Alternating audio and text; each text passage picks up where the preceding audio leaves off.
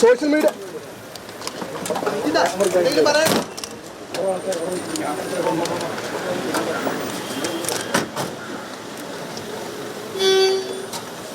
ലൈംഗികാരോപണം നേരിട്ടത് എത്തുന്ന കോഴിക്കോട് സ്വദേശി ദീപക് ആത്മഹത്യ ചെയ്തത് പ്രതി ഷിംജിത മുസഫയെ അറസ്റ്റ് ചെയ്ത് ഇപ്പോൾ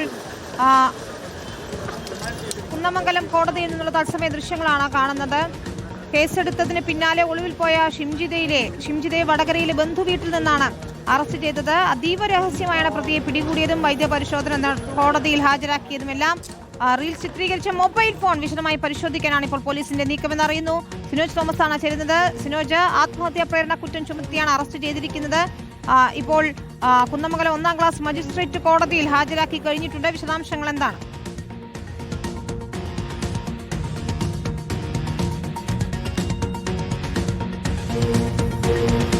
സിനോജ്,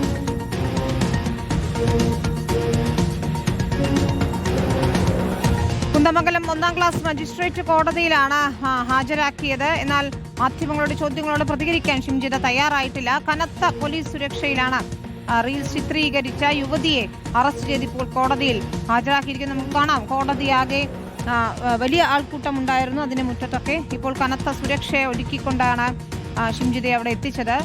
ഏതെങ്കിലും തരത്തിൽ ജനരോഷം ഉണ്ടാകുമോ എന്ന് വിചാരിച്ച് കാണണം പോലീസ്. ഏതായാലും റിമാൻഡ് ചെയ്തിരിക്കുന്നു ഷിംജിതയെ എന്നതാണ് ഏറ്റവും പ്രധാനപ്പെട്ട വാർത്ത. ദീപകിന്റെ ആത്മഹത്യയിൽ ലൈംഗിക ആരോപണം ഉന്നയിച്ച് സമൂഹ മാധ്യമങ്ങളിൽ അധിക്ഷേപിച്ചതിന് പിന്നാലെ കോഴിക്കോട്ടെ ദീപക് ആത്മഹത്യ ചെയ്തതിൽ ഇപ്പോൾ റിമാൻഡിലായിരിക്കും. പ്രോസിക്യൂഷൻ അതിൻ്റെ റിപ്പോർട്ട് വെക്കട്ടെ. റിമാൻഡ് റിപ്പോർട്ട് വെച്ചിട്ടുണ്ട്. അതിൽ നേരത്തെ കണ്ട ഒരുപാട് കാര്യങ്ങളൊക്കെ വെച്ചിട്ടുണ്ട്. ഞാൻ ആ റിമാൻഡ് റിപ്പോർട്ടിലേക്ക് പോയിട്ടില്ല.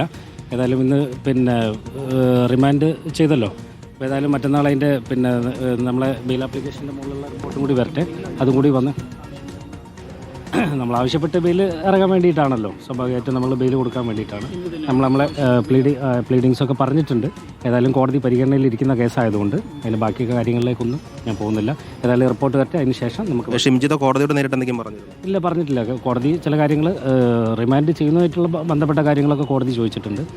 വേറെ കാര്യങ്ങളൊന്നും ചോദിച്ചില്ല. എവിടുന്ന് ബന്ധുവീട്ടിൽ നിന്നാണ് കസ്റ്റഡി എടുത്തത്? പോലീസ് അതൊന്നും ഞാൻ അറിയില്ല. ഇനി ഏതായാലും കോടതിയിലുള്ള കാര്യങ്ങൾ മാത്രമേ ഞാൻ പരാതി ഷിംജിത വക്കീലിനോട് പറഞ്ഞിട്ടില്ല. പരാതിയായിട്ടൊന്നും പറഞ്ഞിട്ടില്ല. മറ്റുള്ള കാര്യങ്ങളിലേക്കൊന്നും ഞാനിപ്പോൾ പോകുന്നില്ല. ഞാൻ നേരത്തെ പറഞ്ഞല്ലോ, കോടതിയിലെ പരിഗണനയിലിരിക്കുന്ന ഒരു കേസായതുകൊണ്ട് അതിൻ്റെ കൂടുതൽ കാര്യങ്ങളിലേക്കൊന്നും ഇപ്പോൾ പോകുന്നില്ല. മഞ്ചേരി. ശരി, ഷിംജിതയുടെ അഭിഭാഷകനാണ് ഇപ്പോൾ സംസാരിച്ചത്. കുന്നമംഗലം കോടതി ഇപ്പോൾ റിമാൻഡ് ചെയ്തിരിക്കുന്നു ഷിംജിതയെ എന്നതാണ് നമുക്ക് മനസ്സിലാക്കാൻ കഴിയുന്നത്.